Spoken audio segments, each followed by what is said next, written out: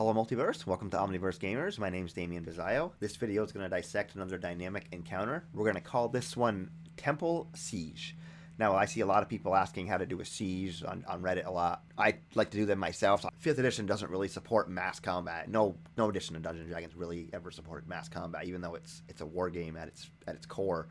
It's designed for one-on-one, 5-on-5. It's designed for smaller conflicts. It kind of breaks down when you get over 20 combatants, especially in 5th edition. The turn times are going to be ridiculous. You know what I mean? So you want to run an assault, you basically got to make it either objective based or you have to change it in some way to make it work in the D&D system. So we have this Pirates of the Ashen Sea game where it's a Westmars at sea, and a lot of the storylines lead to this temple that we're going to assault today. The party is going to assault the temple with the help of some tribes that they've befriended from this land. Guarding the temple are some chameleons who take the shape, or basically doppelgangers that take the shape of other people, and they have some friendlies that they've tricked to being on their side. So not only does the group have to come assault this temple, but they also have to avoid killing innocents, basically. Innocents who are going to attack them because they think they're the enemy. They think the party is the enemy, but the party is going to try to convince these people who've been deceived that they're the good guys and you're being manipulated to fight us, and all while trying to siege this temple. So I went through and I kind of milled out a couple different ways I could maybe run this. I thought about doing something like the game Risk, where you roll 3 dice and you do defending things and something. I don't know. I had to try to find a way to speed up mass combat. So what I came up with is I decided to do squad combat. So, but I separated it so that the players were playing D&D normally in a normal initiative, and these squads were going to be a normal initiative. But when squads dealt damage to squads, it was a little different. So, and I'll explain that in a second here. So basically, let me show you the map that I have. So here's a map by Neutral Party, just a temple map. It's pretty nice. I just put it on the center of a sand piece of. I just put it on the center of this map so it looked like sand. Because the thing was that these owl bears had destroyed everything around there, so it was a free run at this temple here. And now, as you can see, I got this temple. I put a bunch of what I did was I took a bunch of pictures and I just kind of mashed them together into one big picture. All these little things, these little squads. So I have squads of owl. They're Iquiqui, which are owl. They're owl creatures that are kind of like sentient owl creatures, but they can transform into little mini owl bears. But I made this species so that they can transform into large owl bears. There's a whole big storyline going on in this game based on why they can do that. But anyway, you have the owl tribe, and then you have the Tabaxi tribe, which most of them are on the side of the players. They have some squads on their side, but the Tabaxi are the ones that are being tricked into thinking. Some of the Tabaxi tribes think that the players are the enemies, and they're the ones deceiving them, and whereas there's actually doppelgangers among them. The chameleons are among the Tabaxi. They trick them into coming here. They just kind of do what they're told because they think that the owls are on their side suddenly, which is weird because they were predators their whole life. So they're weary, and there's been this whole big thing about who's the right leader of the Tabaxi, whatever. But for right now, the chameleons have a hold on them. The doppelganger chameleons have a hold on these Tabaxi. Then we have some armadillos, an armadillo tribe that I created. So the armadillos, they have more defense. Obviously, the Tabaxi tribes are a little faster, and the owls, they can fly and they can turn into owl bears. So those are their powers that I have. So I made their hit points based on the number of people in the tribe. So as you can see, like it's 11 Tabaxi. That tribe has 110 hit points collectively. And I just fight with these tribes collectively. I fight with the squads collectively. As you can see, I just put the tint in roll 20. I tinted this one purple and this one blue. So the goal was here, I roll initiative for everybody like normal. All the squads have their own initiative. Everybody has control. All the players have control of certain squads and they determine their plan and all that stuff. They have a couple things. They have a couple defensive things that they've created. These big ram things that they've had. Like they took the head of a boulette and they carved it out and they made like a siege engine. So one of the squads can be underneath this siege engine and drive forward without getting any damage from above or for the owl bears or whatever. They have to come around the back to hurt them. Just some defensive things. They have these. They took some sheets. They found a bunch of fabric, and they took the color of the sand, and they sewed these big, giant like parachute canopies, so that the squads can like put them over them. So they look from the distance they look like sand. So it helps all of their squads get into range and into this tactical range into this map without being seen. Well, hopefully without being seen, quote unquote. But it was a way for me to allow them to get into position without being seen while making it logistically work. Because obviously if they're trying to come in and they get seen, all the prep I'm doing is going to be for nothing because it's just going to turn into a chaotic battle. Whereas the whole point is to get them in position, let them make plans, separate themselves up. They eventually decided to put their druid and their best archer up in the northeast here, and a bunch of the squads were going to come in with them after. So then the squad down south here was going to come in with the Boulettes and the defense and a lot of their main fighters. They're going to come up right up to the south in this big assault with the goal of drawing all of the tribes south, and then squads in the northeast will swoop in and try to use the tabaxi that it's in their group to convince the other tabaxi to stop fighting. Like, we don't want to fight you. You're on our side, these guys.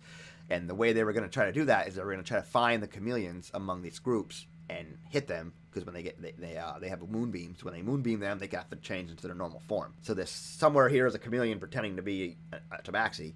There's actually 4 of them. They don't know how many, but there's actually 4 of them in this group. And as they go and as they moonbeam and as they do things, or as I have to do insight checks to see, because most of the tabaxi are kind of confused and kind of nervous of what they're doing, and they don't know who to attack and what to do. They're following orders, but they're like weary. Whereas like the chameleon guys are clearly like in control of their composure. So I think one of the players got like an insight check of 20, but anyway, I'm getting ahead of myself. So basically, what I do, like I said, each squad has its own hit points. A squad attacks as a squad. I gave it plus bonuses based on the armor class. I forget exactly what I gave it, but it doesn't matter because it was based on my party and based on the enemies. But basically, when a player hits a squad, it does damage as normal, and it takes down some hit points. When a squad hits another squad, I just roll. I roll a normal attack roll. When they hit, I roll a d4, and they take what I call 1d4 of squad damage, what that does is it lowers their hit point maximum by the number that I rolled. So if I roll a 3, they just lost 30 hit points. I multiply by 10, so they went from 110 hit points down to they're now at 80 hit points maximum. So the players are dealing damage upward, the squads are minusing big blocks of damage from each other from the top, which you can add. You can subtract and add to keep more logistical track. But I ended up just adding the whole damage and just subtracting from the thing. But it was a way for the squads to interact without it being so crazy that I couldn't just roll. Like every squad got 1 dice, and it was just really easy to do. And it was just really easy to roll. When people rolled into them, I let them attack the whole squad as one. If they had multiple like area attacks, I kind of made it work that the squad was an actual character. The squad of 10 all collectively was 1 unit. And I just acted it that way. That way, instead of having, this battle probably has 100 units in it, and I only had to maybe run 20, 30 of them, which was still a lot, but it was an epic, like, kind of chapter-ending assault that they've been trying to get to this assault that's been planning for like months and months now in actual real world time.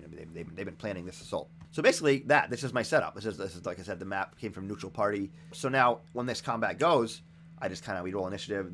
I let them have a surprise since they're sneaking up. I'm trying to make this fun and dramatic and difficult, but also manageable and workable. Basically, I'm trying to keep it real. So so the group from the south, they come up with their Boulettes and their defensive people. So the armadillos have really good defense. So they're outside the Boulettes siege engines, and the tabaxi are inside. The ones in the south are inside, so they're pretty much, they have a really good defensive thing coming from the south, and their people down there they just come in and start, so I started blasting, and they just start blasting. As you can see, their whole goal, and while the group in the northeast kind of hangs low underneath their things here, they're trying to get as close as they can to the temple without getting seen, and then this group's going to come from the south and attack and try to draw them south. And they do manage to do that. When they come in and start attacking, the owls start coming south. Now the owls are coming south at them. They interact with them, and all the owls are doing circles around the temple. And as they see this attack, they all start swinging around. So I roll loyalty checks to see if they keep going in their circle like they're supposed to, or if they break formation. And some of them broke formation, some of them stayed in their thing. Now while they were doing that, our rogue and our druid in the upper northeast, they're watching these tabaxi. They're watching their reactions very intently. Giving them perception checks and insight checks and stuff.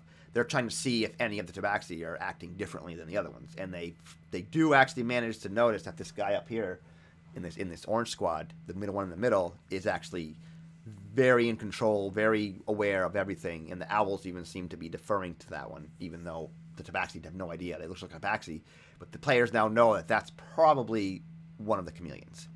So this just gives them, rather than just assault, this gives them an objective. They see, this chameleon, if we can take these 4 chameleons out or expose them, we'll be able to get these other tabaxi on our side. We want to kill them. This assault will be a lot easier, and that was kind of one of the goals. You have to kind of give your multi-party mini goals in an assault rather than just assault fight for 4 hours. You got to have little. You got to have little mini dramas inside of your drama. Think of like Return of the Jedi. Like there's the big assault on the Death Star, but there's also 2 other dramatic stories going on. They cut from each one to each one. This creates drama. It's not just like one long battle like the way you watch the World War II movies. Some of them, and I love them, but sometimes the battles are just like, oh my god, okay, and there's no drama because it's just one battle, and it's just nothing to cut to. There's nothing else, no exposition going on, basically. So I want to keep that going. This is why I added the chameleon thing, and the chameleons are there. And now they don't even know. The players have no idea what this is all about. They just know they have to get into this temple to solve one of the problems of the world. They're trying to fix the universe, fix the world that they're in, and getting in the temple is one of the steps. So this fight, like I said, they found out this fight starts. The owls swing around. They all come break formation. Some of them stay in formation, and they just kind of bide their time. Crazy fight ensues. Some of the owls turn into owl bears, and then finally, when they get enough of them to engage, the northern group engages. The northeastern group engages. Now they're trying basically to just get their tabaxi close enough to talk to the other tabaxi. And while they're doing that, our rogue is moving all around, jumping all around. He gets ready.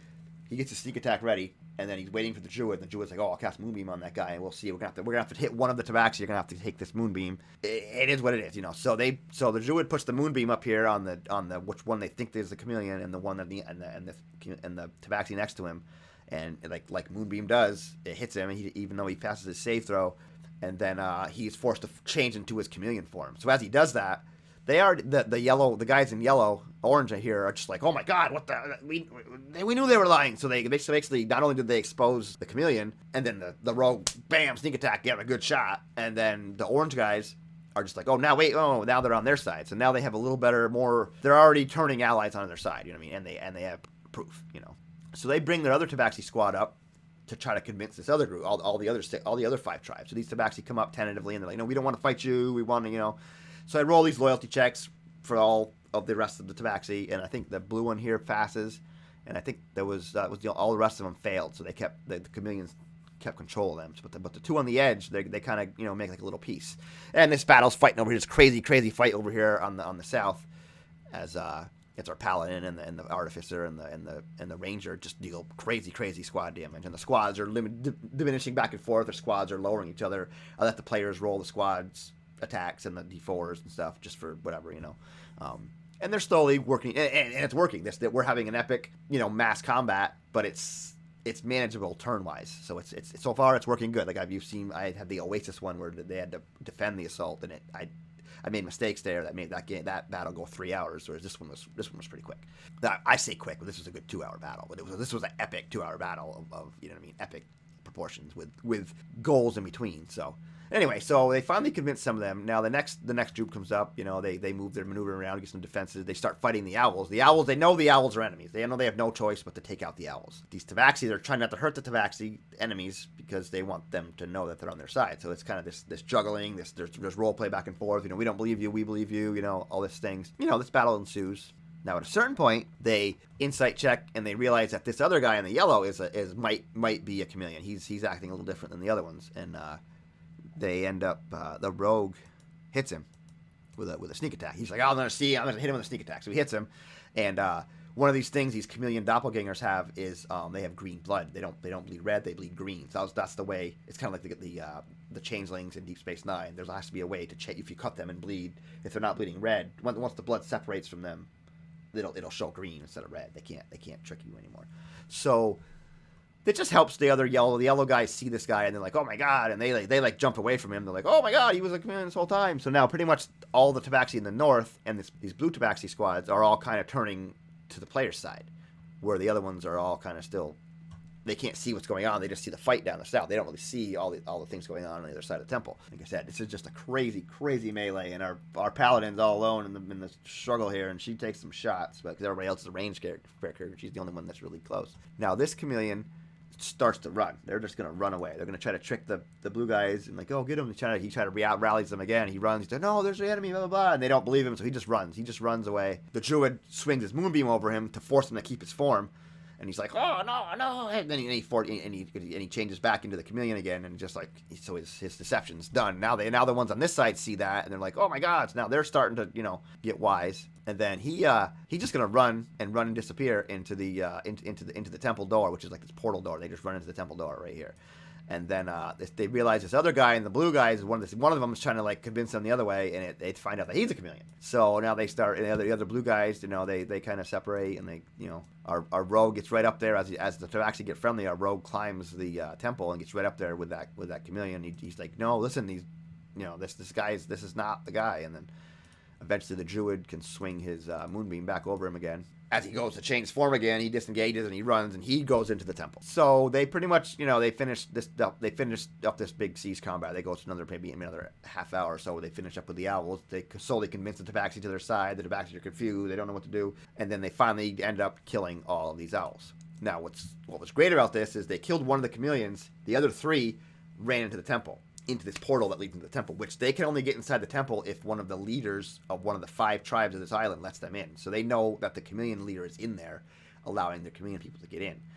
Whereas they can't get in. They have a tabaxi leader, and they have some leaders that are on their side, but they left them back safe. They didn't bring them to this battle because they know they need them eventually to get into this temple. So they cannot actually get inside right now. They just have their only choice is to fight the rest of these owls and then create. So they went from attacking this siege to now they're going to create their own siege to prevent anybody from coming out. And then that'll lead to the next encounter where we actually go into the temple where they have to face all the chameleon. They have no idea what they're going to face in there, but it's tough. But yeah, as you can see, this is an example of a siege encounter that was made really simple. It was really epic, and it was like way over 100 combatants. I would say probably pushing 200, probably not quite 200, but a lot of different combatants in this mass, Helm's Deep type battle.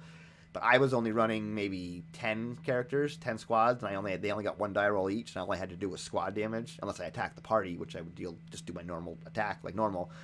And this battle went pretty quickly. This was a pretty good siege, and you could adapt this to a castle siege. Both sides. You could do this if you're defending. The squad thing works the same. Just have your archers, have your legions, have your wall throwers, your catapult defenders. Have those squads inside. Have your assault squads, different things on the outside, and you can have the players on either side. So the players played their D&D game as normal, but we had squad-based combat, kind of like a war game at the same time, and it worked great.